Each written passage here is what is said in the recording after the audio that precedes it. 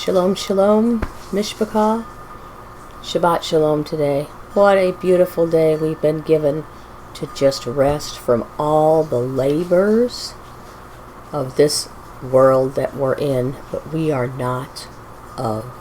Yahuwah, I beseech you that we not become wearied, impatient, Yahuwah, with those things that are before us, that happen to us, that are going to happen to us, that have happened to us, Yahuwah, and that our confidence is in the seed, the proper seed, not the twisted seed, but the proper seed, the right seed, the true seed, your seed, Yahuwah. Yahuwah, I beseech you today, Father, for the strength and the courage, just like Yehoshua, to have strength and to have courage and to continue on for the kingdom reign. In your name, Yahuwah. Hallelujah, Yahuwah. Praise Yahuwah. Praise Yah. Today we're going to do the second part of chapter 4. And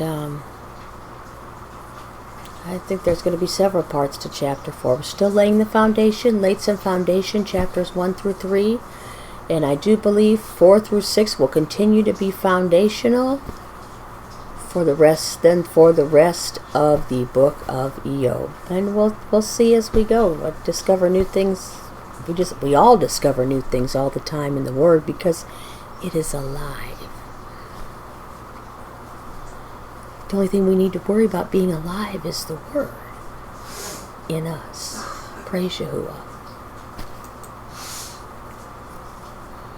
So this time we're going to look at, well, last time we looked at just verse 2.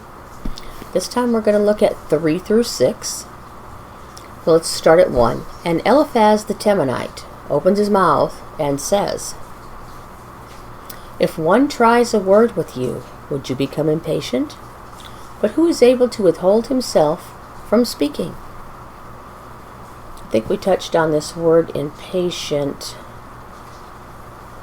last time, but we're going to touch on it even more this time.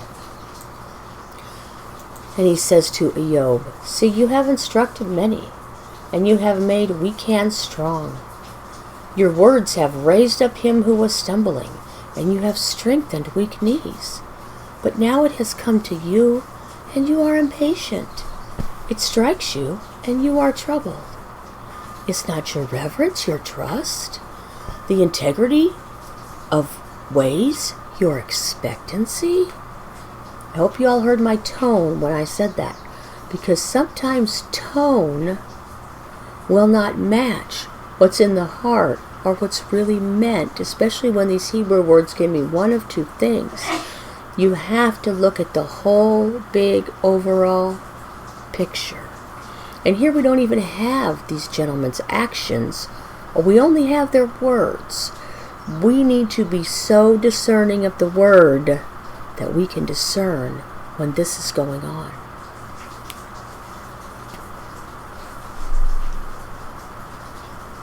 I mean, isn't that beautiful? Your words have raised him up who was stumbling. Does that just pull on you, on your heart? It just sounds beautiful. But is it? But is it? Is that the way it's meant? Because Satan comes as a messenger of light.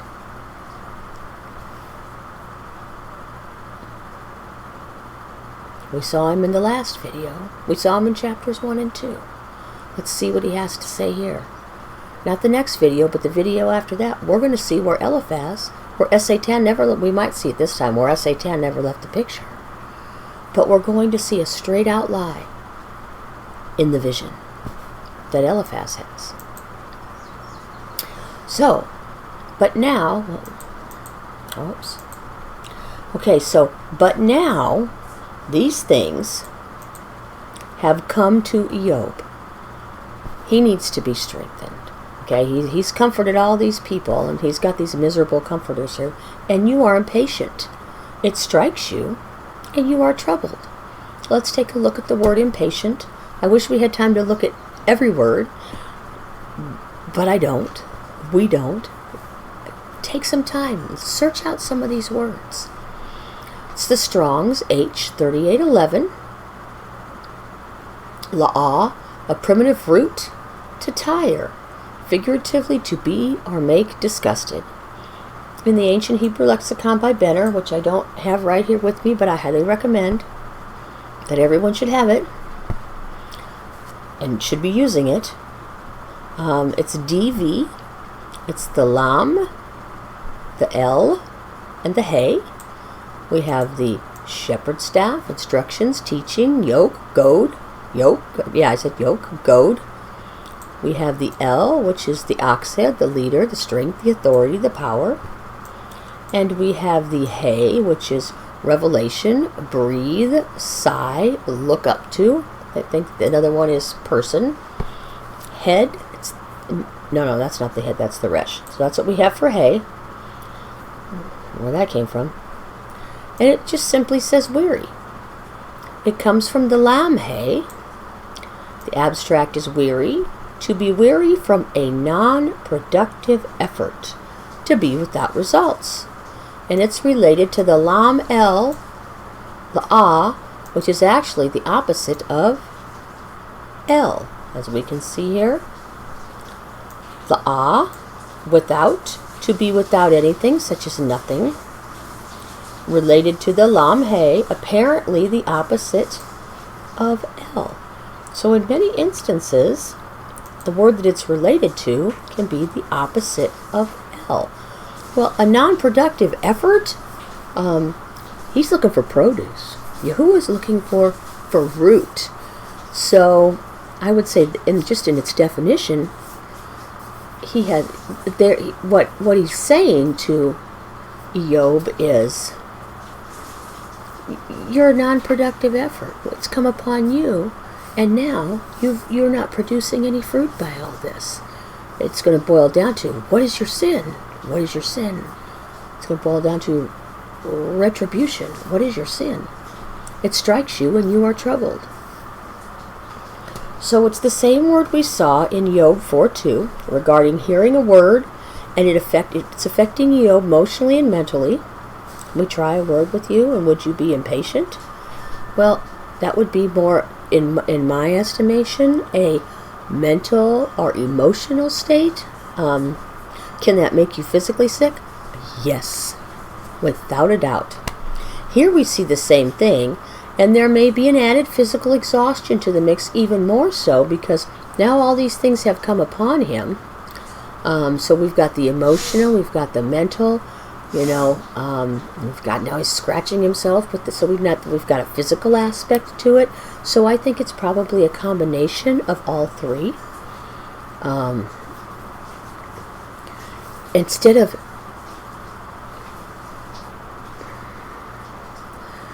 Instead of doing what he gave others advice for, and we haven't seen what he's told others yet. So as we go on, we may see some of that. But he's just impatient. So this is what Eliphaz is saying to him. Generally, all these things, the emotional, the mental, and the physical, they all run hand in hand. It seems like Eliphaz, and what is coming through the vision and the apparition he has, is opposite of El, and we're going to see that a couple videos down the road.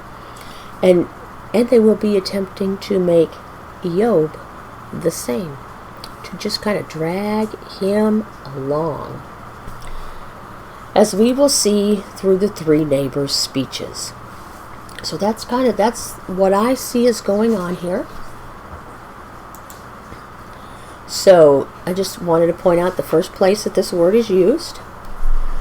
I just thought this was, I don't know, it's just, we'll read it and you see. Genesis 19, 10 and 11. But the men reached, this is of course Lot, and the men are trying to get in the door, and they're trying to get to the other, men that were there in Sodom. But the men reached out their hands and pulled Lot into the house with them and shut the door. Then they struck the men who were at the doorway of the house with blindness both small and great, and they wearied themselves to find the door.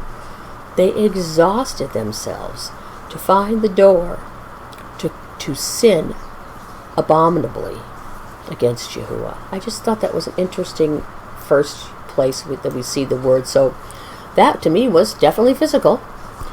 But was it a mental and emotional thing? Well, yes, because when you're trying to get to something, you're trying to get to something, you're trying to get to something. It's playing on your emotions, and it's playing on your mental faculties as well.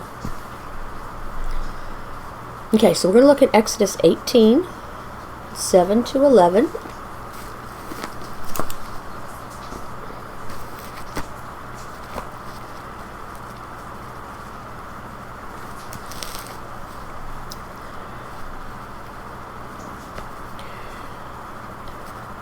And Moshe went out to meet his father-in-law, and bowed down and kissed him, and they asked each other about their welfare, and they went into the tent. And Moshe told his father-in-law all that Yahuwah had done to Pharaoh and to the Mitzrites for Yisrael's sake, and all the hardship that had come upon them on the way, and how Yahuwah had delivered them. Yahuwah delivers. All this wearying, all this mental, emotional, physical wearying that happened to them in Egypt, and then coming out and the crossing of the Red Sea, and all these things that happened up to this point, all this, going through all these people, but Yahuwah delivers them out of it all. So I obviously think Iyob was before Moshe, but that doesn't mean the principle wasn't there before Moshe. And this is what they're saying to Iyob. All this has come upon you. Would you be impatient? Would you be weary? Don't you know that Yahuwah is going to deliver you out of all of it? Though he didn't say that. He says, where is your confidence? But we'll get to that in a minute, but what is that confidence? Where Iyob's confidence is what's he actually saying to him? So we see the same example here, getting back to this, in Egypt. All the hardships, all the wearying, all the things, emotionally, mentally, and physical, that would seem to them to be opposite of hell. Obviously, El knew what was going on. It's the deliverance of Yahuwah that matters. We'll see that at the end of Iyob. The deliverance of Yahuwah. And Yithro rejoiced for all the good which Yahuwah had done for Yisrael, because that's what he does. Repent. Come out of Egypt. No matter what it looks like. Emotionally, mentally, and physically. What a word for today. Whom he had delivered out of the hand of the Mitzrites, the Egyptians. See that, Sylvia? And Yithro said, Blessed be Yahuwah, who has delivered you out of the hand of the Mitzrites, and out of the hand of Pharaoh, and who has delivered the people from under the hand of the Mitzrites. So we know that Egypt and Pharaoh are a picture of the adversarial system. Blessed be Yahuwah, who will deliver us from that. Blessed be Yahuwah, who will deliver us from that, mentally, emotionally, and physically. Some of it right here and now, in this very moment even. Keep searching and seeking and searching and seeking and searching and seeking, and beg for him to take those things that are not of him, those things that have been ingrained in us, away. And that's what he's saying to Iyob. Are you going to be emotionally, and you're emotionally, mentally, and physically, are you weary? Because we're trying this word with you. It's the same thing as Satan would say. Are you weary? Do I got you weary yet? Are you down? Kick them when they're down. Now I know that Yahuwah is greater than all the mighty ones, for sure and for certain, and no matter who the adversary is working through, indeed in the matter which they acted proudly. Oh, there's a good word. We'll Eventually we're going to get to that. Proudly above them. Great picture of wearying in all aspects. And Iyob, no more servants, no more animals, no more children. The Egyptians left their homes, so they did take their livestock, lost their first, Pharaoh throwing the firstborn into the river. Some similarities there. Isaiah 47. We need to be so familiar with this text, because all these things, the emotional, the mental, and the physical, will cause us to then act and speak things that just simply aren't of Yahuwah. Okay, so Eliphaz is coming and his two buddies with a twisted word, and we're going to see that, and probably not so much in the next video, but the video after that, we're going to see it. It's going to become clearer as we go. Come down and sit in the dust. In the dust. In the dust is resurrection language. In the dust, they're going to be of the earth. They're going to burn up with the earth.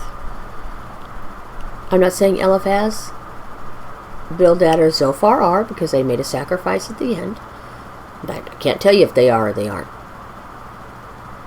But there are people, and there are tares amongst the wheat. Come sit down in the dust, O maiden daughter of Babel. And what is Babel? It's a confusion of the language.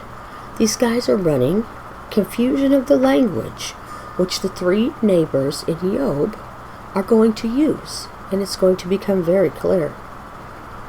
Sit on the ground without a throne, O daughter of Kasdim, who one of the bands that killed, I can't remember what they killed, the servants, the donkeys of Iyob.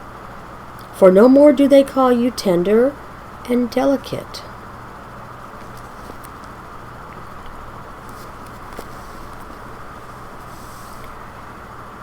For no more do they call you tender and delicate.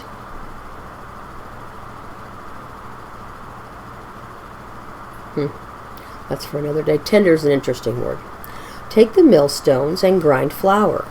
Remove your veil, lift up the skirt, uncover the leg, pass through the rivers. Let your nakedness be uncovered. Let your shame also be exposed. Because they're going to be exposed. Actually, because tender comes from the seed covered, the resh kaf. Let your nakedness be uncovered. Exactly who they are is being uncovered. Beg Yahuwah for eyes to see and ears to hear and a heart to turn and repent. I take vengeance and meet no man. Let your shame also be exposed.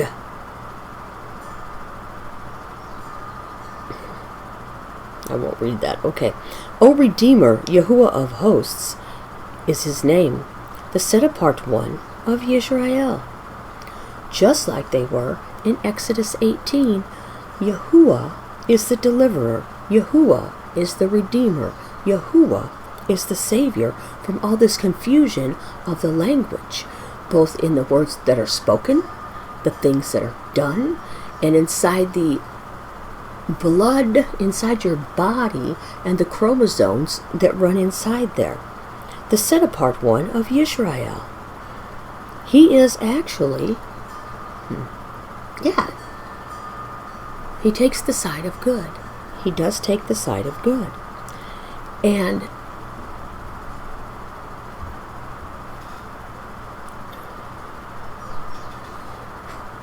in the end, he does redeem Iyob at the end of chapter 42. He redeems Iyob.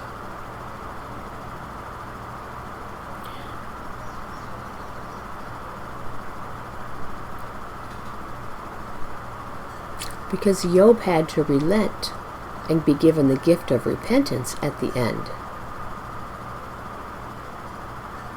Not because he had this big glaring sin, but not because he's never sinned, because that'd be a lie.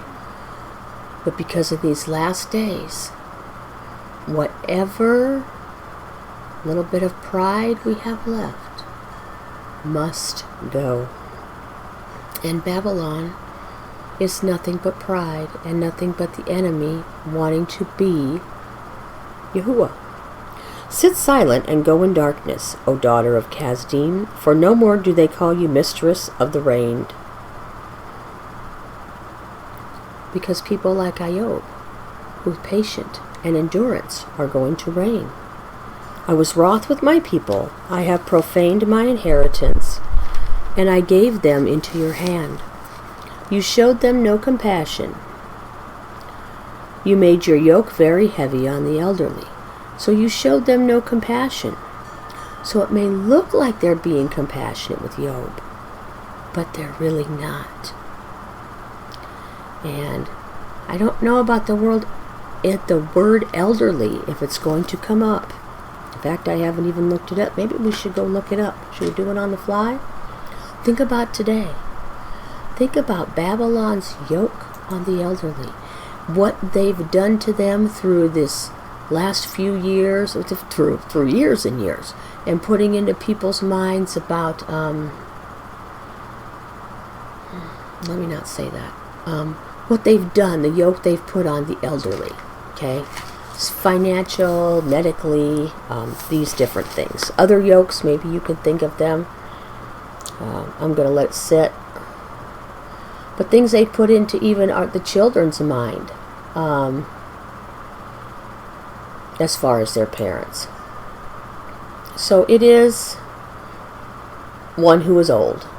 One who is old. Here we have elder, and here we have a beard. Better get a beard. The elderly. The old age. The old age. The old age.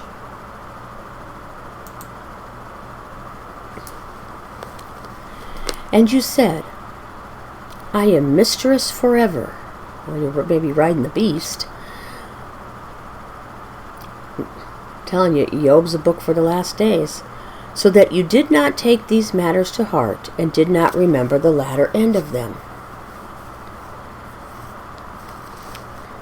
The adversary knows his time is short, but he still thinks he's going to be El Topo, in charge, just like we saw in the wilderness last time. And now hear this, you who are given to pleasures, who dwells complacently, who says in your heart, I am, and there is none but me. I do not sit as a widow, nor do I know the loss of children. You know, and it reminds me of what we read. You know, you comforted others, and well, let me not misquote it. You raised him up who was stumbling. You have strengthened the weak knees. You know,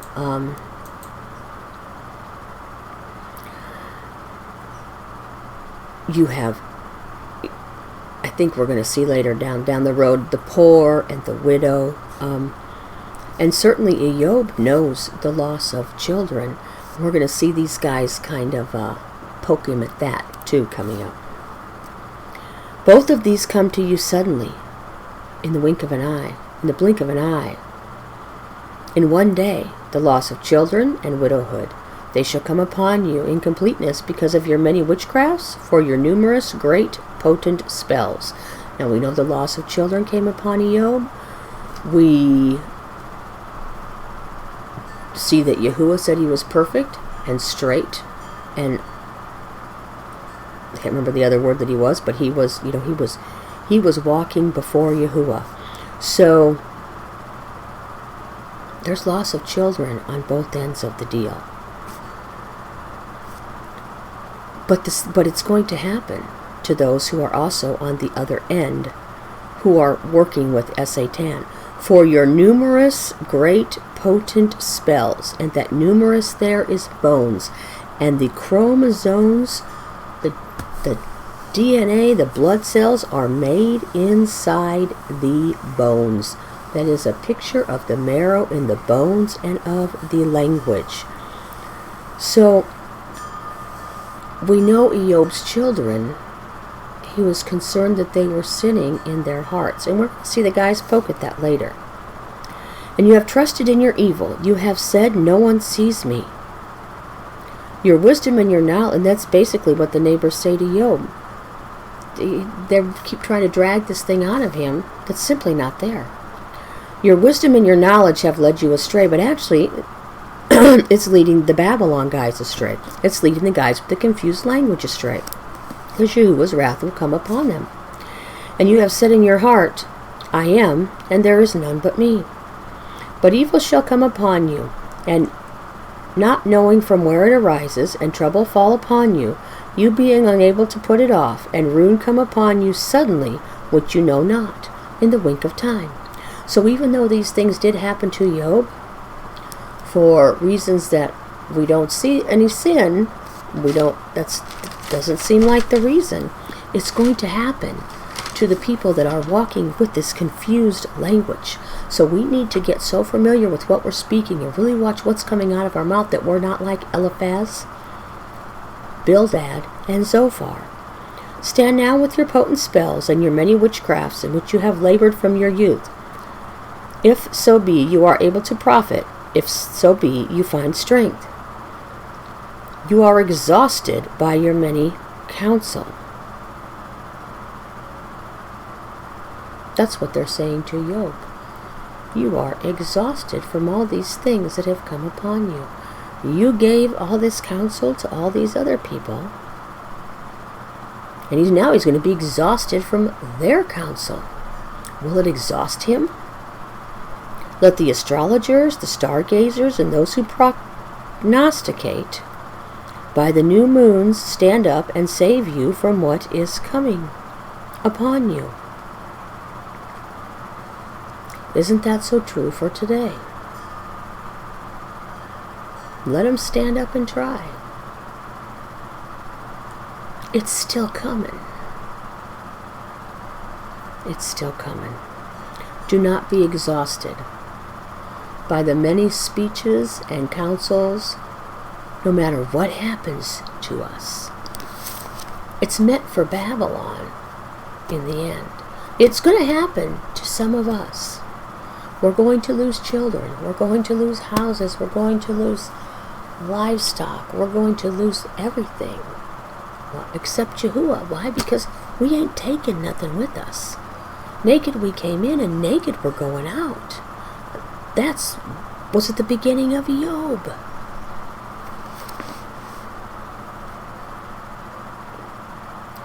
See, they shall be as stubble. Fire shall burn them. They do not deliver themselves from the power of the flame. There is not a coal to be warmed by, nor a fire before it. So they shall be to you with whom you have labored, your merchants from your youth. They shall wander, each one on his way. There is none to save you. So come out of her, my people. Oh, I'm still on this slide. Come out of her, my people. Don't listen to these guys. They're looking to weary you out. Because why? Because they are in their own sin, and the wrath of Yahuwah is going to come upon them. It's the whole point I'm trying to make. These things will happen to us. Could it be because we had some sin somewhere? No. Maybe. It's all part of this cycle to make so that the righteous will be more righteous still, and that the set apart shall be more set apart still, and that the profane shall be more profane still.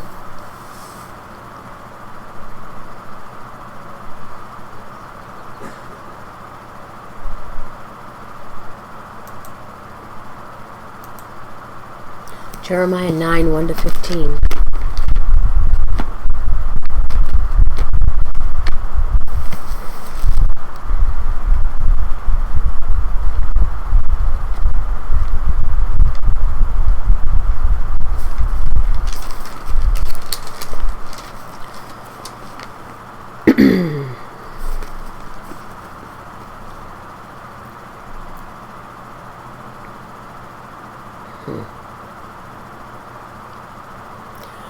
Oh, that my head were waters, and my eyes a fountain of tears. and I would weep. Wonder where that word is. I don't know where it's at. We better pull it up, huh? I don't have it marked. Jeremiah 9, 1 through 15. Was it 38:11 or 36:11? 38:11. 5. Okay. Verse 5. Okay.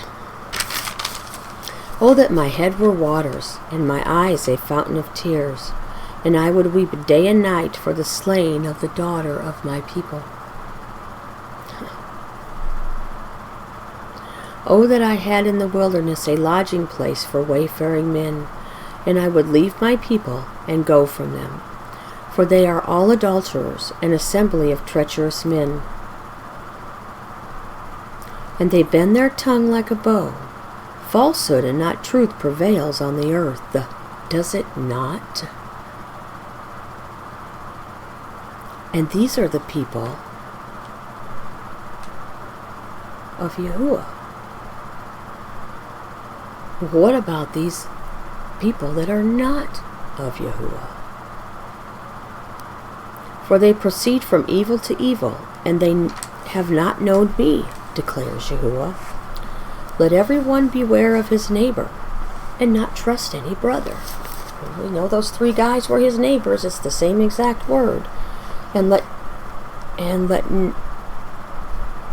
everyone beware of his neighbor, and not trust any brother. For every brother catches by the heel. Sounds like Jacob and Esau. And every neighbor walks with slanderers. And everyone deceives his neighbor, and no one speaks the truth. They have taught their tongue to speak falsehood, and have wearied themselves to crook. This is the same exact thing, the same exact word these guys are coming to Iyob with.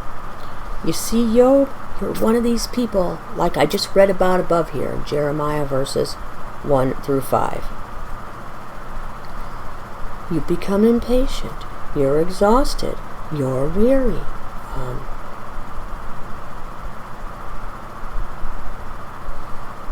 You've done something.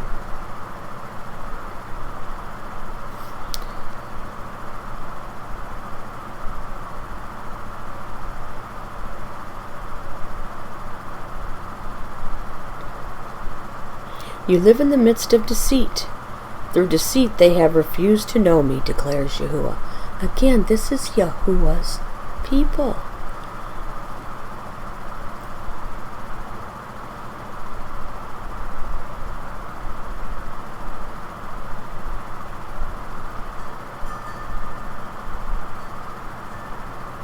And these guys are saying, would you be weary emotionally, mentally, physically, when we tell you you are all these things? It doesn't mean that none of us have ever sinned. But the adversary is a liar, and the father of them, and we're going to see that. Therefore, you live in the midst of deceit. Through deceit they have refused to know me, declares Yahuwah. Just like these 3 guys. Therefore, thus says Yahuwah of hosts, see, I shall refine them, and shall try them. For what shall I do because of the daughter of my people? These guys, I wonder if that's the same word for try. Shall we go look that we looked at last time? I am certainly in slow mode today. No, it's not. It's a different word for try. But it's the word for try, to a close examination of something to see if you are a chosen people. And at the end, Iyob is chosen.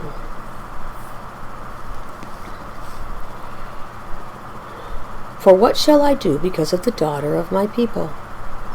Their tongue is a slaying arrow. It speaks deceit, speaks peaceably to his neighbor with his mouth, but in his heart he sets an ambush. These are supposed to be Yahuwah's people. How much less these 3 guys that are talking to Iyob? Would I not punish them for this? Well, his wrath was against those 3 guys. We gotta get out of here. Got out of here, my people. Come out of her, my people, declares Yahuwah. Would I not revenge myself on such a nation as this? Get untangled from him. I shall take up a weeping and wailing for the mountains, and for the pastures of the wilderness a lamentation, because they have burned up without any passing over, nor has the voice of cattle been heard. Both the birds of the heavens and the beasts have fled, they have gone. Because they know the season.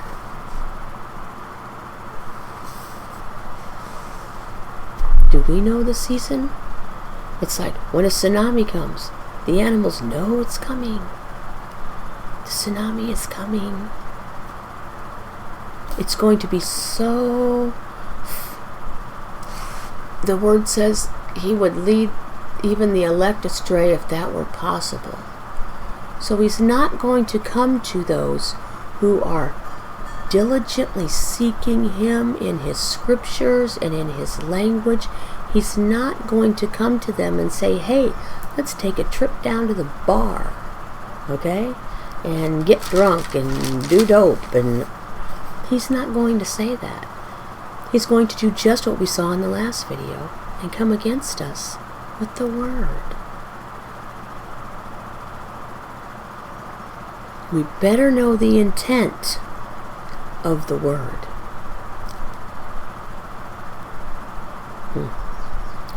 And I shall make Jerusalem a heap of ruins, a habitation for jackals, and the cities of Yehuda I shall make a waste without inhabitant. That's not going to be the new Jerusalem. That's not going to be Zion. Who is the wise man that he understands this? And to whom is the mouth of Yahuwah spoken, that he declares it? Why has the land perished? Has it been burned up like a wilderness, with none passing through? Do we understand this? Come out of the twisted language. It is absolutely everywhere. Everywhere.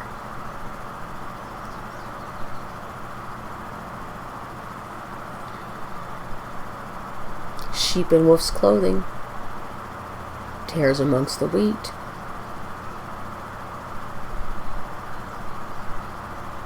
Citizens of the world.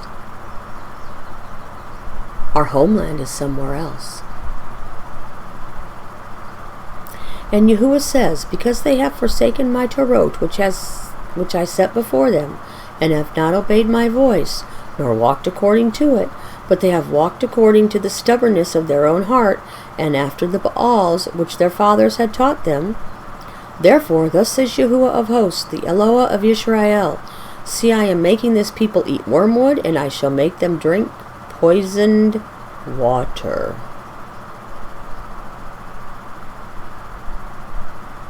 Sounds like the adulterous wife to me. Walking after a twisted word is walking after Baal. It's walking after something that flows to nothing. Is this the kind of people we are before Yahuwah? Are we going to be like Eliphaz, Bildad, and Zophar? Or are we going to speak to each other like true comforters, like come to Iyob at the end of the book? We need to be really familiar with what words mean and their different context in the Hebrew. We need not to weary ourselves with neighbors that are not speaking the truth, but deceit. We need to be so familiar with the truth that we recognize it. There may be someone that is immersed. And maybe it's a natural brother, maybe it's a spiritual brother. And they just don't know what they just don't know. There are scriptures for that. Pull them out of the fire, rebuke, correct, encourage, and all that.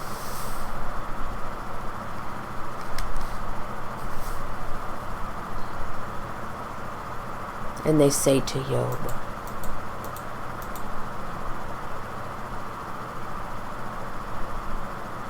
It has come upon you, and you are impatient.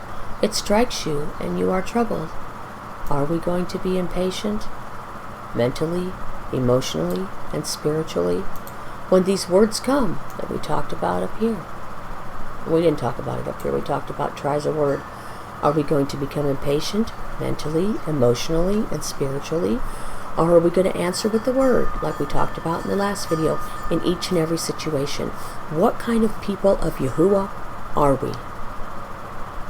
We need to beseech him for eyes to see and ears to hear and a heart to turn and repent, to follow the Torot, to speak to each other in psalms and hymns and spiritual songs, striking the strings of our heart as a melody unto the Master.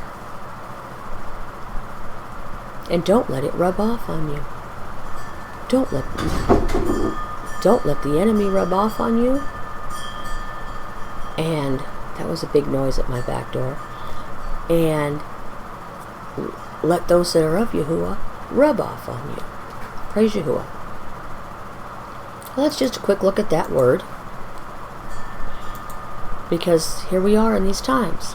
Now, I didn't trace it to the New Testament, and here's why. We also have a G2872 in the New Testament, and sometimes it traces to H5889. So I didn't want to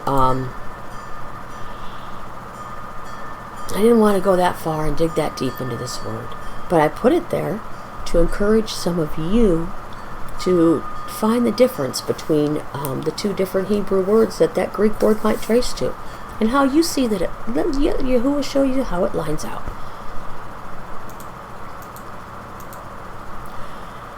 Four 6 is not your reverence or your fear. That was the other word. He is fearful. He fears Yahuwah. He is straight and he is mature. It's not your fear, your trust, the maturity, there we are, of your ways, your hope. So here's two of the words that Yahuwah specifically, or at least the root lines, if specifically that he says of Iyob in the very beginning, chapter 1. So they say to him, is not your fear your confidence? Is not it your trust? Is not the maturity of your way your hope? Is that how he really meant it? Strong's H36. Oh, that wasn't what I wanted to do. H3690. Kiss law. Feminine of 3689. In a good sense, trust. In a bad one, silliness. I don't know if I like silliness, but if we need to have it there, it's kind of funny. In the ancient Hebrew lexicon, we see it at 2275 E1. Down here, confidence. In a foolish or proper manner. Confidence, folly. And then we're also going to see it here, because it's the same thing. Confidence. Foolish, foolish, folly, foolish. All these words in this adopted root line are like the same thing. There's a little bit of foolishness going on here, if you ask me. 2275N is a cough, a sin, and a lam. The first definition is loins, the seed of confidence. Well, what do the loins carry? The seed. So where's your confidence? What seed you got confidence in? The seed of deceit or the seed of truth? What are you listening to? Which side of Israel, which side of the fence are you on? Are you going to be first resurrection remnant Israel, or second resurrection remnant Israel, or lake of fire? The second definition is confidence, and the third definition is a fool.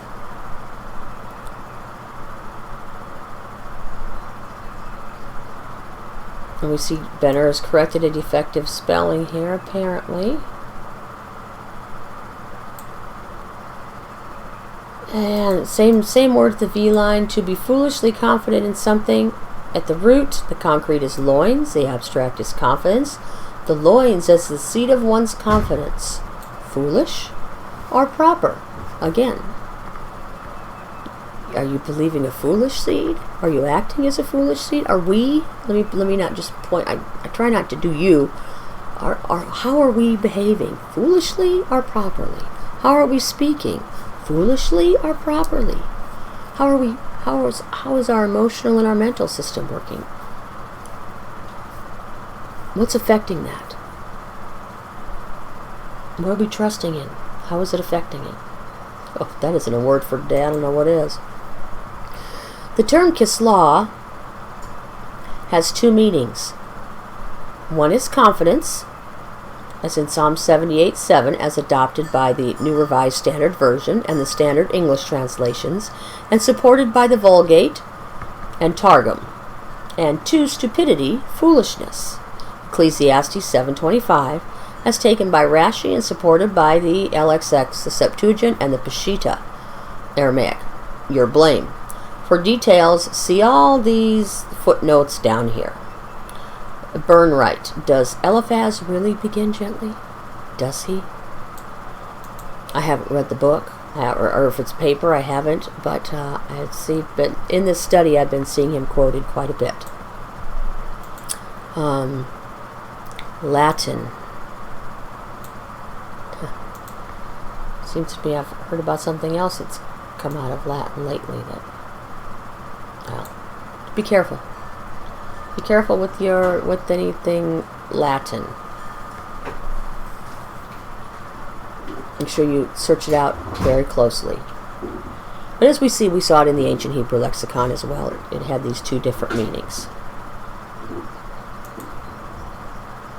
Proper confidence. Psalm 78:1. So let's look at proper confidence.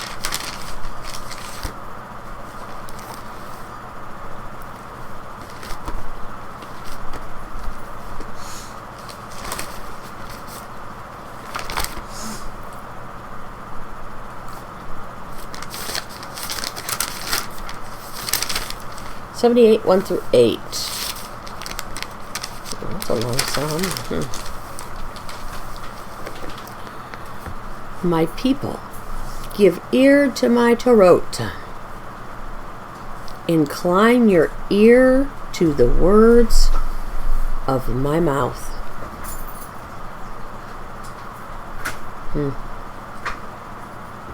We must be familiar with it. I open my mouth in a parable, therefore we must be familiar with it, and utter riddles of old, which we have heard and known, for our fathers have related them to us. We do not hide them from their children, relating to the generation to come the praises of Yahuwah.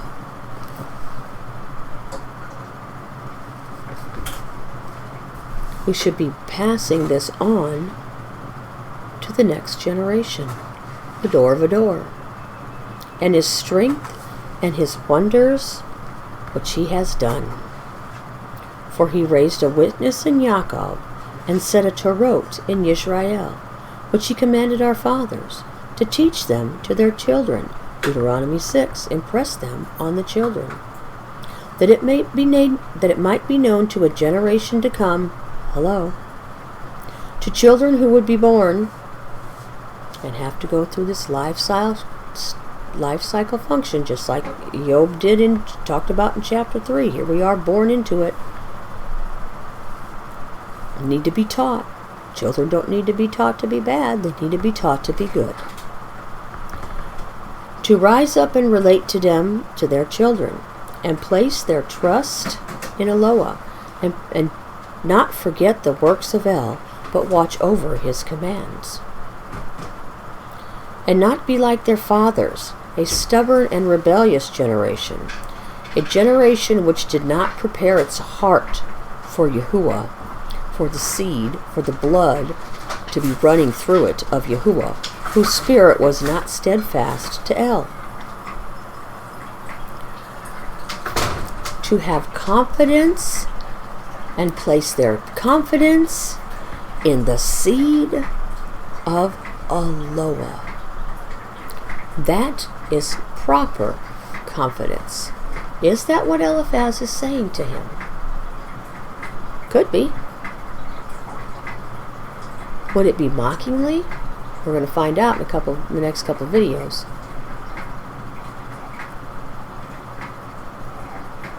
And place their trust in Eloah.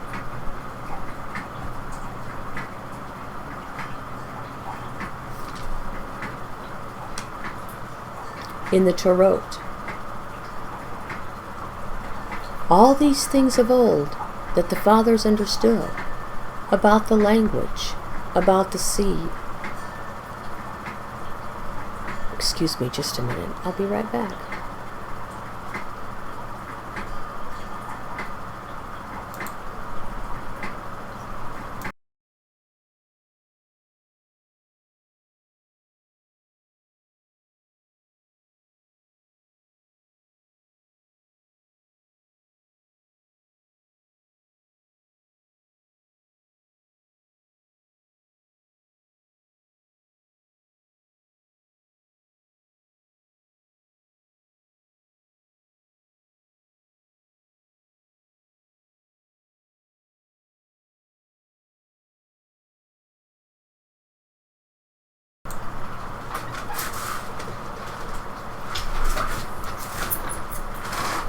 Okay, so that is a picture of where proper confidence should lie.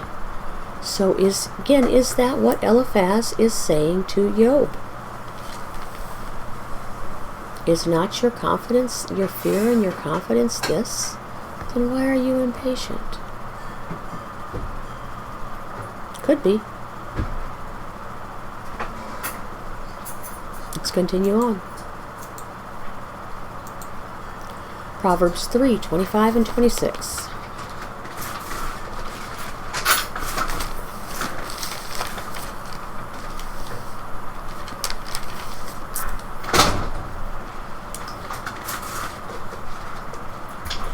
Do not be afraid of sudden dread,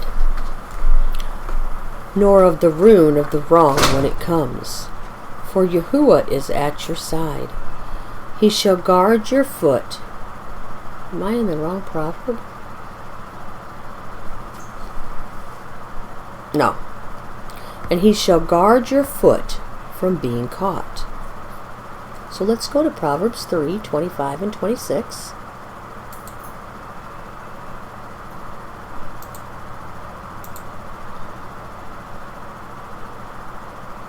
Be not afraid of sudden fear. We talked about that word. It was chapter 3, chapter 2, chapter 3. We're going to see it here in Eliphaz's vision. Be not afraid of sudden fear, neither of the desolation of the wicked when it cometh. For Yahuwah shall be thy confidence, and shall keep thy foot from being taken. That is proper confidence. Is that what he's saying to Iyob? Is not your confidence in this? Don't you know that your confidence is in Yahuwah? Isn't that your confidence? Isn't that your trust? Isn't that your hope?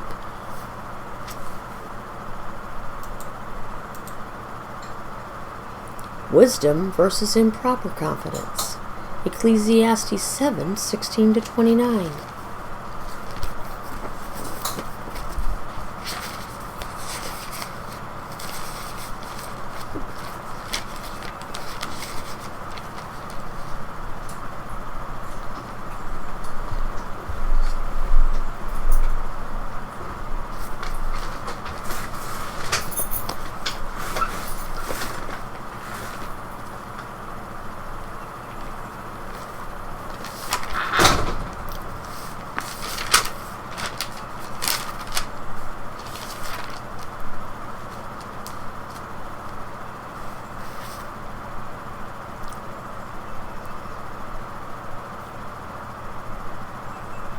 Do not be over-righteous, neither be over-wise. Why destroy yourself? Because our righteousness is as filthy rags. Do not be over-righteous in yourself. Be righteous, but be righteous because He is righteous. Be righteous because He has instructed us to be righteous. Do not be wrong over much, and do not be a fool. Ecclesiastes 7:17.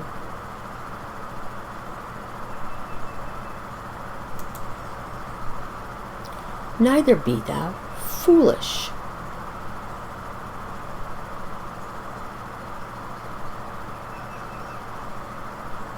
Do not exist as foolish. Do not exist as having confidence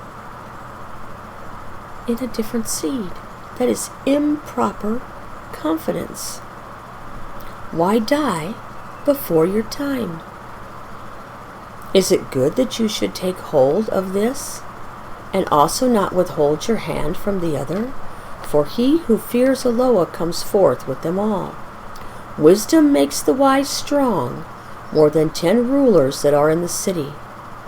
For there is not a righteous man on earth who does good and does not sin.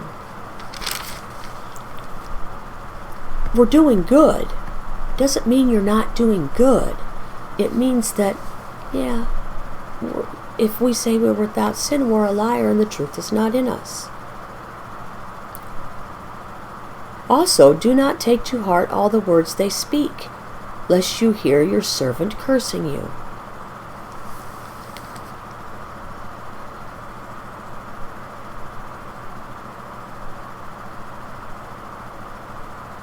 For you know in your heart that many times you have cursed others. All this I have proved by wisdom. I said I am wise, but it was far from me. Have your confidence in the seed of Yahuwah. Do not be foolish. Do not have your confidence, our confidence, in the wrong seed. That's improper confidence.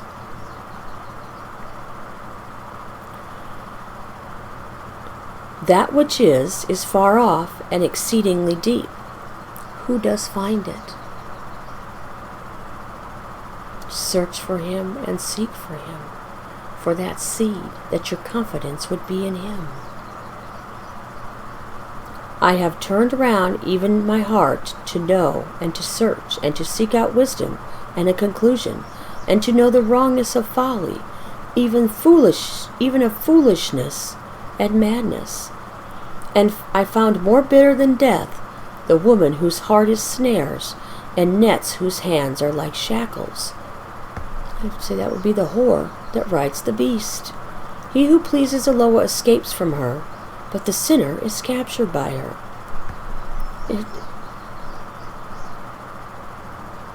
As a prisoner, because there's improper confidence in the wrong seed. See, this I have found, says Koleth, one by one to find a conclusion, which my being still seeks but have not found. I have found one man among 1,000, but a woman among all these I have not found. Truly, this only I have found, that Eloah made man straight, but they have sought out many devices. We're either going to be so wise, or we're going to either have proper confidence, which leads to wisdom, believing in the correct seed, or we're going to be foolish by believing in the incorrect seed. Because all this here is vanity. All the things of the world is vanity. So, is Eliphaz saying, is not your confidence your integrity? Is he talking about his confidence in the seed of Yahuwah? Or is he mocking him and saying he's a fool? You're so foolish. Is that what's making you? Is that what's giving you integrity? Which is he doing? Proverbs 9:13-18.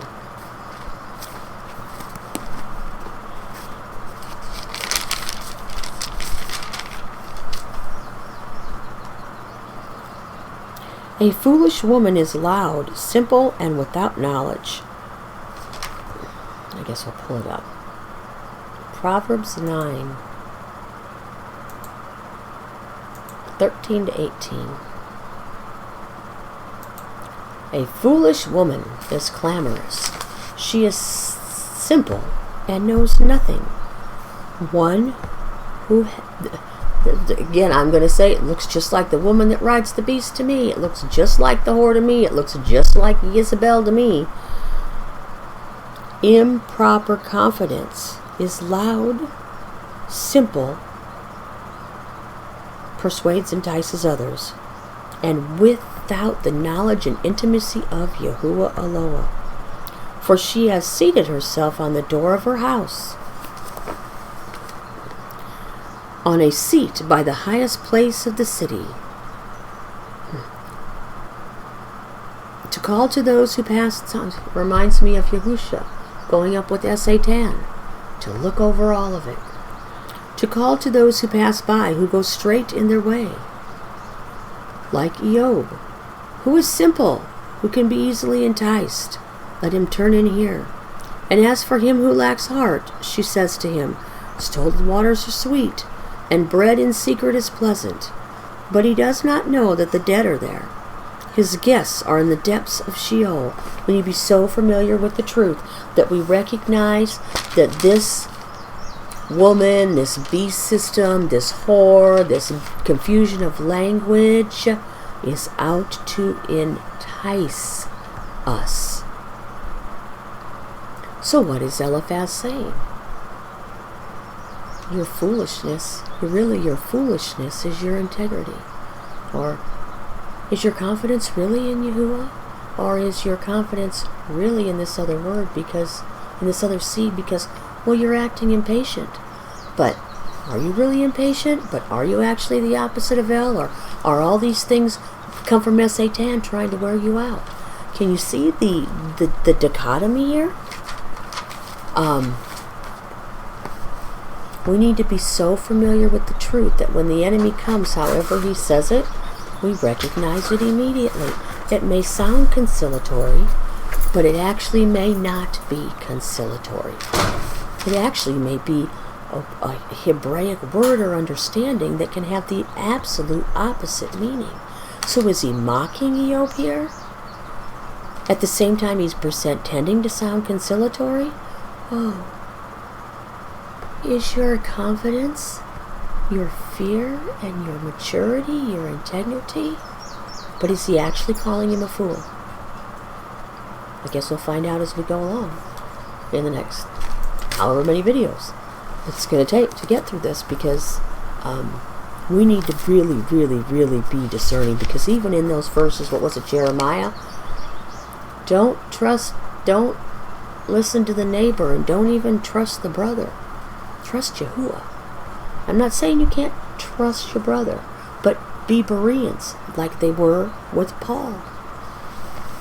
Revelation 17. And one of the 7 messengers who had the 7 bowls came and spoke with me, saying, Come, I shall show you the judgment of the great whore, sitting on many waters, with whom the sovereigns of the earth committed whoring, and the inhabitants of the earth are made to drink the wine of her whoring. How about, they were drunk with the blood of the set-apart ones. Why? I don't know. Think about all the things that are going on with the blood today. Think about the chromosomes being inside the blood. Think about the language being just like the chromosomes. Think about the way that the grids work being just like the chromosomes and the language. Think about music. And he carried me away in the spirit into the wilderness. And I saw a woman sitting on a scarlet beast, covered with names of blasphemy, having 7 heads and 10 horns. And the woman was dressed in a purple and scarlet. Notice there's no blue. Notice she got some purple, which is royalty, which goes to the thought line. And scarlet. Notice she got some kind of scarlet going on here. That's red color to me. But no blue. She's lawless. And adorned with gold and precious stones and pearls, holding in her hand a golden cup filled with abominations and filthiness, and upon her forehead a name written, a secret, Babel, the great, the mother of horrors, and the abominations of the earth. Because that's the confusion of the language. And that's what Eliphaz, Bildad, and Zophar are going to do all the way through till they get done running their mouths. They're going to confuse the language. And we saw it was all based on, last video, we saw it was all based on Eliphaz's vision, bookmarking the 3 sections of the 3 men's scripture. That second section, it was almost quite at the end of the bookmark. Maybe we'll find something when we get there. It's all based on a lie. Everything's manipulation. If it's not Yahuwah, it's manipulation. That is Babel. That is the great whore, whether it be physically, mentally, or emotionally. And I saw the woman drunk with the blood of the set-apart ones, and with the blood of the witnesses of Yahuwah who came to rescue us. And having seen her, I marveled greatly. I marveled. And the messenger said to me, Why do you marvel? Let me explain to you the secret of the woman and of the beast she rides, which has 7 heads and 10 horns. The beast that you saw was, and is not, and is about to come up out of the pit of the deep, and goes to destruction. And those who dwell on the earth, whose names are not written in the book of life from the foundation of the world, shall marvel when they see the beast that was, and is not, and yet is.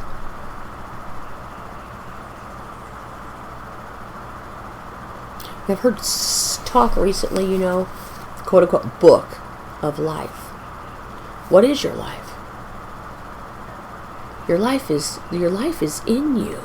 Your life is what you do. Your life is what you think. Your life is what you speak. Your life is how you run emotionally, mentally, and physically, and the hard places of your heart, allowing Yahuwah to make them soft, about the changing of the chromosomes inside of you, because the marrow is always making new blood cells, changing to be more like Yahuwah, more like Yahuwah, more like Yahuwah. There's your physical picture of what's going on spiritually, which affects you emotionally, which affects you mentally. Praise Yahuwah. 2 Timothy 4, 1 through 8. How are we going to be affected by these things as they come upon us? Because again, he's not going to come to you and say, hey, let's go down to the pub and get drunk. He's not going to come to us like that. It's not going to work. It's just not. It's got to be like this in the last days for the elect. He's going to come to you. He's going to come and see those who are interested in diving deep and seeking him continually in prayer, continually seeking, continually searching for him early, and those that are deep down into the language and the chromosomes of Yahuwah himself. And I'm not talking about some Masoretic dots and dashes with prefixes and suffixes. I'm talking about the meanings of the letters and how they fit together. And those are the ones he's after. And he's looking to get you, and he's looking to scatter you. He's looking to hurt you. He's looking to pull you and prod you along. I beseech you to beg Yahuwah for discernment. He's the only one that can give it. 2 Timothy 4, 1 through 8.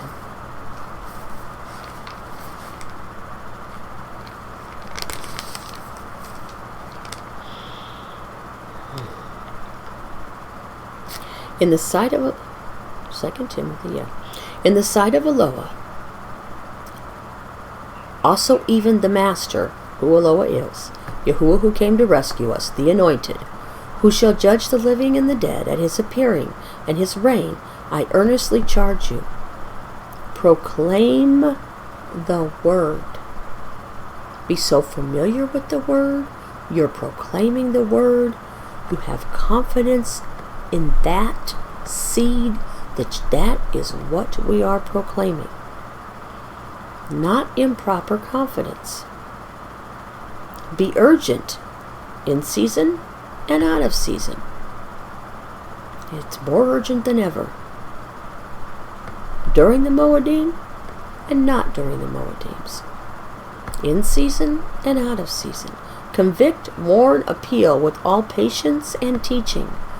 For there shall be a time when they shall not bear sound teaching, but according to their own desires they shall heap up for themselves teachers, tickling the ear.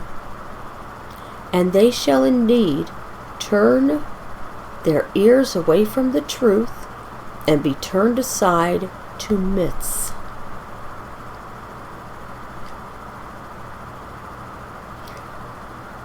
It might sound good, and it might feel good emotionally, and it might feel good mentally, but don't listen to it.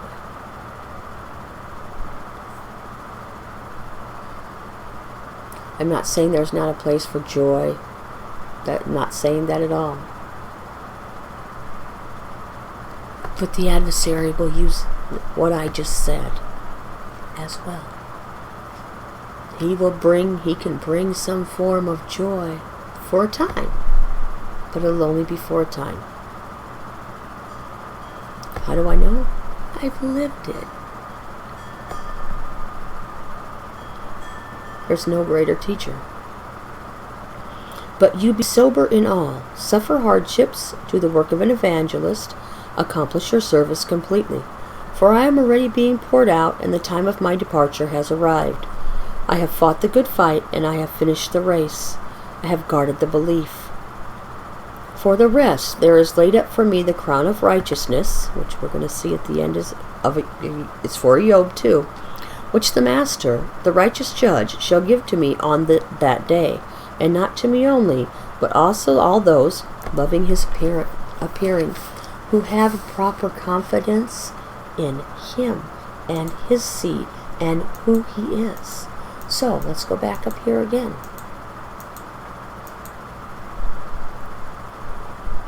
Is not your fear your trust? And the integrity of your ways your expectancy? Is he saying, is not your reverence your confidence in the seed of Yahuwah? The maturity of ways that you're walking, is not that your hope? Or is he saying, is not your reverence really truly your foolishness? The integrity of your ways, and the integrity of your ways, your hope, because you're believing in an improper seed. Your confidence is not in the right place. Which one is he saying?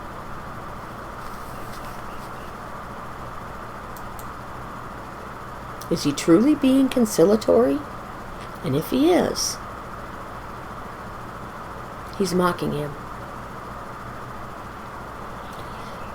If he's meaning something else by this word here, he's calling Iyob a fool. And we're going to see again, not the next video, but the video after that, where he straight up lies in his vision. So it should make us question everything. And I truly wish, I don't like to use that word a lot, we had more about Eliphaz and Bildad and Zophar. And maybe they are some of these guys that are in the Tanakh, some of them that are named. Of course, I think Iyob's a lot older than he is, you know. I think Eliphaz might be of Esau, etc., etc. So,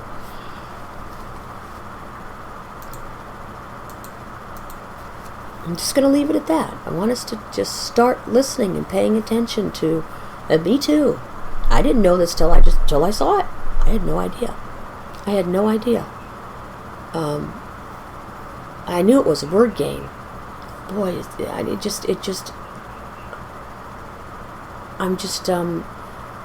don't know where the word astonished comes from, but I'm going to use it. Astonished at that I don't even know what I don't even know about some of these words that we just don't even know. We just don't even know.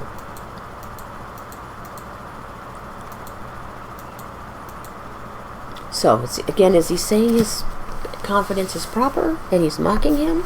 Or is he calling him a fool? Either way, it's not good.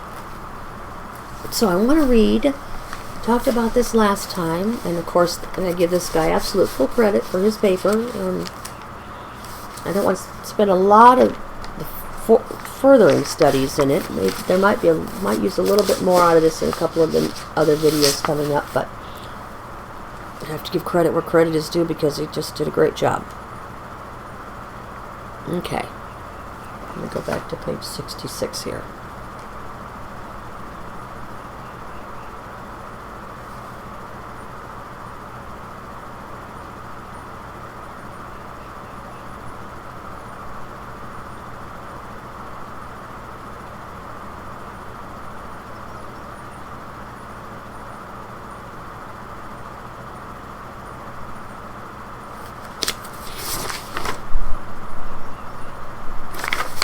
Okay, let's go to 65. While it is, well, let's go back and pull this chart up here we had in the last video. That will maybe give more clarity, because I didn't memorize it either.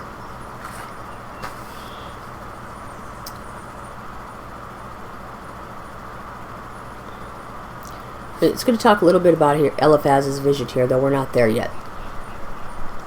Eliphaz's vision, D and B and B and A, I guess it's all of it, is marked by the use of indirect address to expound on the generalized doctrinal statement. The B and the A frequently employ second person verbs. While it is commonly accepted that the literary purpose of A through B, chapter 4, verses 2 through 6, and B, ticky mark, A, ticky mark, quote, not quote, single quote, 5:17 to 27, is to urge Iyob to submit to Yahuwah. Scholars are debating whether the tenor of 4:2 through 6 is accusatory or conciliatory. The different understandings of 4:2 through 6, for example, are well illustrated in the two different translations proposed by the New Revised Standard Version and Rashi's commentary. In the NRSV reading, if one ventures a word with you, would you be offended, but who can keep from speaking?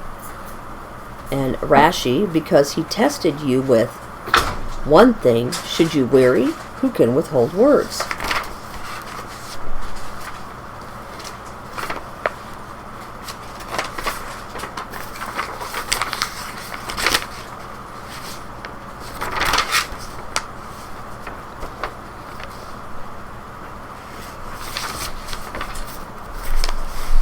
Hold on, I lost my page because I'm just distracted. My apologies.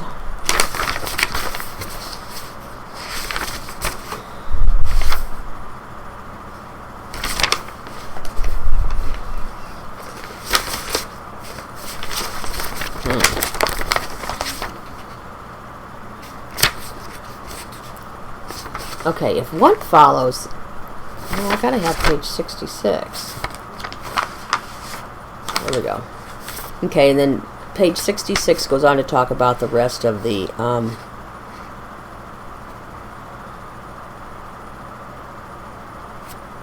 verses 3 through 6. Sorry about that. I got distracted. If one follows the NRSV's reading, Eliphaz's speech begins in a kindly and conciliatory manner by commending Iyob's piety and expressing comfort.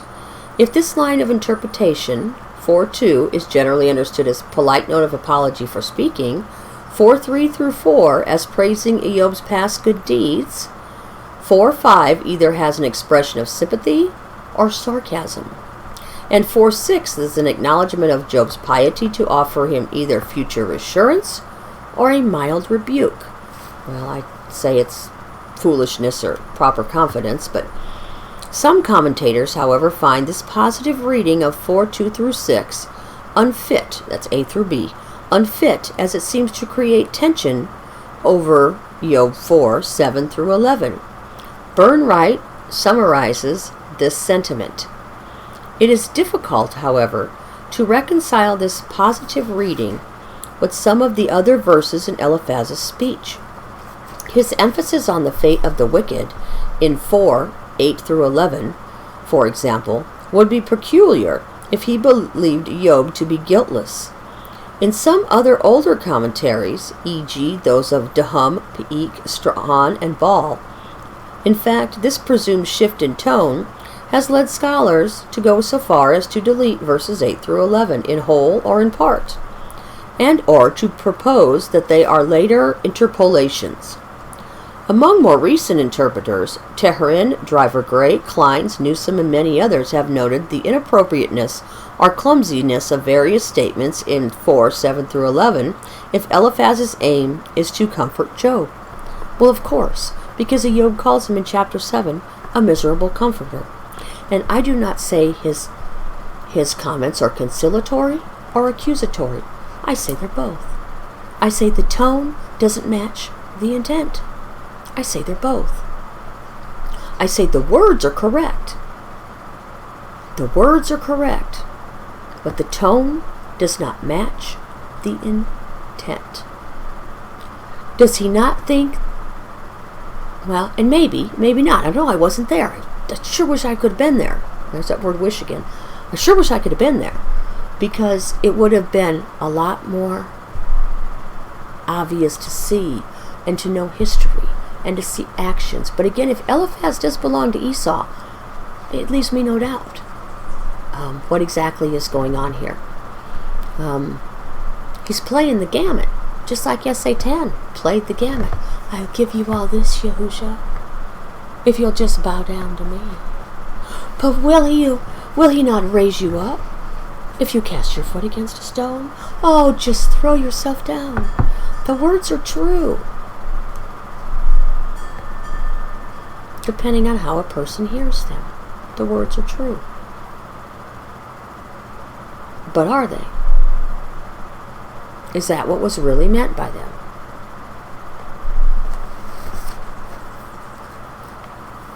I actually think there might be something in Rahab. I don't know for sure, but it'd be interesting if somebody wants to go look and see. I actually think in Rahab, either she lied before she put the scarlet cord in the window, and so that's kind of like before accepting the blood, or was there something in there where she used all the right words, but what the guys were hearing was what they had wanted to hear for themselves? She didn't lie. She said, I don't know. I don't know if it's there, but it would be interesting to what some people find out. I would be interested. Hence, Burnwright, following Rashi and others, argues for a rendition of 4:2-6 that is accusatory in tone. In this line of opinion, 4:2 is often taken as an expression of surprise at Job's despair in chapter 3. 4:3 through 5, an expression of disappointment in Job.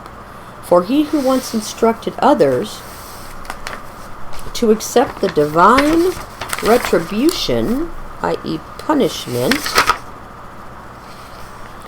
that came upon them now fails to apply it to himself at the touch of calamity. And 4:6 is containing a sharp tone of rebuke. When read this way, Eliphaz's accusation in 4:2-6 sounds more consistent with the pointed words of the fate of the wicked in 4:7 through 11.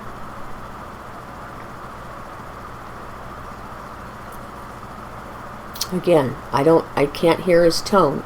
So his tone could have been pointed. I don't know. Since the use of double entendre, or equivocal words, is a feature often noted by commentators, particularly in Eliphaz's first speech, chapters 4 and 5, it is difficult to exclude either reading with certainty. And this gentleman here, I'll go back down so you can see his slide.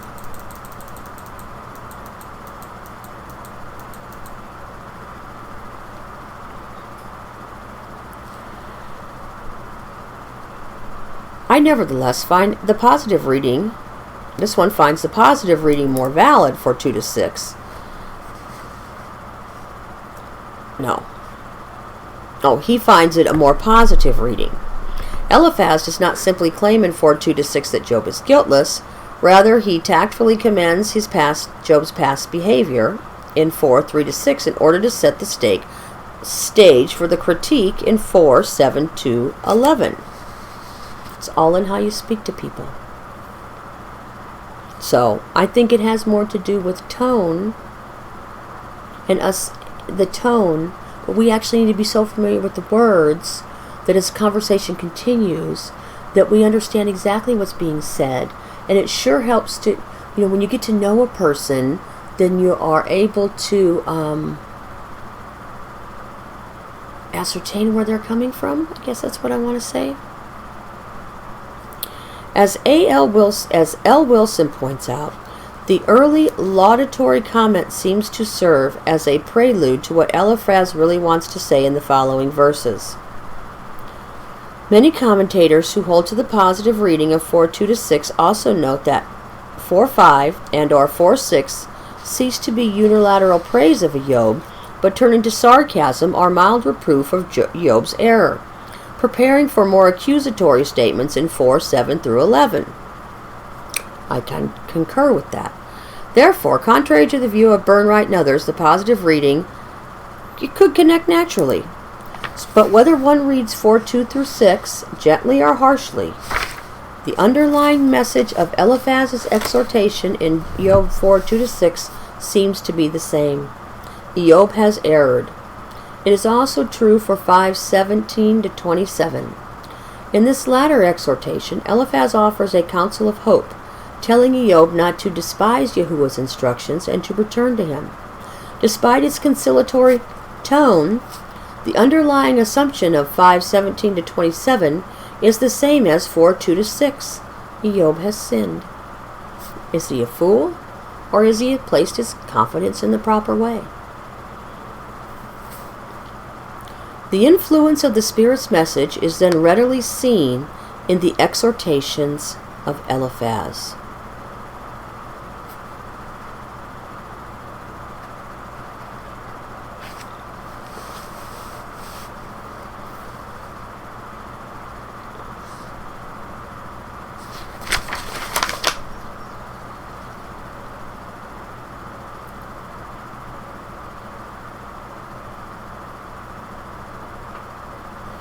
Concerning, let's go back to this.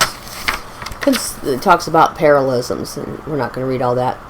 Concerning this linear parallelism that he talks about above between 4:2-11 and 4:12-21, Vanderloot and others particularly call for due attention to the term debar, word, used in the beginning of 4:2-11 and 4:12-21. Accordingly, in 4:2-12 and 4:2 and 4:12 serves as a linking word, coordinating 4:2-11 with 4:12-21. Concerning this, Vanderloot remarks, Eliphaz dares a word, tries a word with Iyob, because he himself received a word in his vision. Some commentators have already noted that the visionary message Eliphaz received may have compelled Eliphaz into speaking to begin with.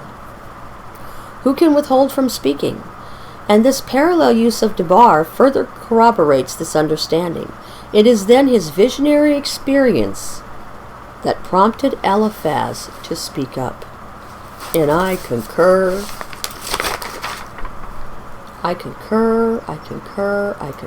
with that.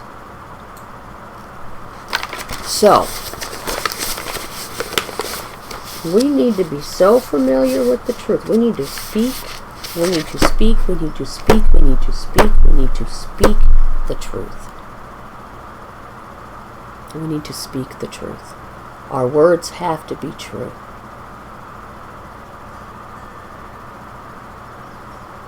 Our words have to be true.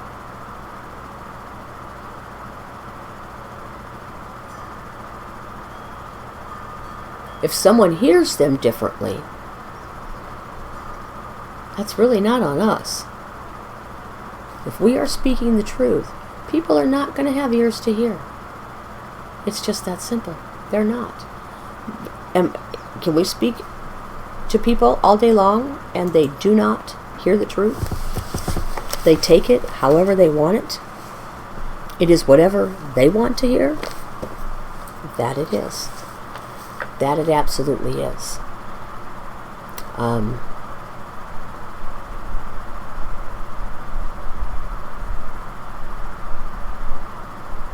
We need to beseech him for discernment, because this kind of trickery is going to come upon us here in these last days.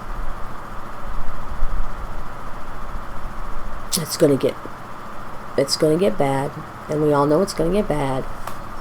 And Yahuwah is the only solution. There are things we do in the meantime, but a top of the list better be seek Yahuwah early. Seek him all the time. Seek him as treasure. So when these words of trickery come, we are familiar with them. We've all been tricked by the enemy. Could have been yesterday. Could have been 6 months ago. But he's continually trying for the opportune time, just like he did Yahusha. We need to make sure our words are always speaking the true words. And if they don't hear it, they don't have ears to hear, then they don't have ears to hear. It's that simple.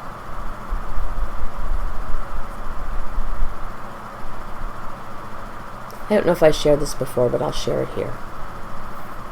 I was watching something the other day, irrelevant what it was no good, I didn't watch very much of it. And this lady was with her friends, and the bad guys came, the enemy came. Not that she was necessarily good herself, but she was portraying that. The enemy came, and she told the people that were with her, now, just don't say anything. Whatever you do, if anything said to you, you tell the truth and keep it short. And the enemy came, and the enemy says to her, what are you doing? She says, oh, I'm hurt. She was hurt, and it's a big cut. And they said, where are you going? And she said, to my sister's house, so she can help me heal my wound, because I can't do it by myself. I need my sister. And the bad guy said, well, okay. And he was actually looking for people like her. And they went away. And one of the people that were with her said, you just lied.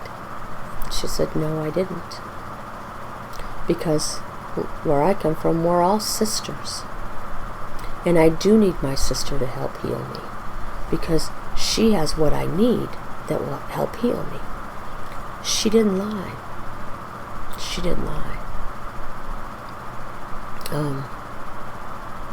I just thought, and that reminds me of Rahab. Is there somewhere in there where we all think she lied and she didn't? I don't know. I got one other story in Scripture that bothers me like that too, but I'll save that for another time. Bottom line is, we need to be so familiar with the truth and with the words and with the language and with the chromosomes and then with who he is, each piece, part, and conglomerate of who he is, and be following the Torah. It doesn't negate following the Torah. You're not following the Torah if you're not doing the things that we were told to do. What's it matter? What's it matter? So, I just want everybody to be aware and have discernment in these last days that there is trickery coming, and it is at its deepest level. Its deepest level. We're going to see it in many of those around us. He's looking for those. He's looking for the elect, that he might deceive them if it were possible. He's looking. Praise Yahuwah. Father, let us not be deceived, Yahuwah. Let us not be deceived by any of the ways of Babylon, by the whore that rides the beast, Yahuwah, let us be found walking in perfect truth, Yahuwah, lined up in every piece, part, and conglomerate, and every way, that when you are revealed, we might be made like you, Yahuwah. Yahuwah, that we would be telling the whole truth, Yahuwah, because no lie is of the truth, Father. No lie is of the truth. Thank you, Father. Let us be one with one another, Yahuwah. Let us be able to trust the brethren because they are also walking in the light as you are in the light.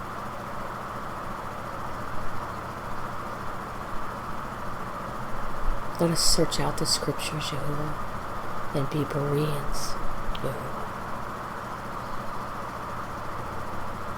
Be not of our own devices, but follow the pattern that you have laid out before us. Hashab, Yahuwah, to repent, to shoot, to listen. Thank you, Yahuwah. Hallelujah. Hallelujah.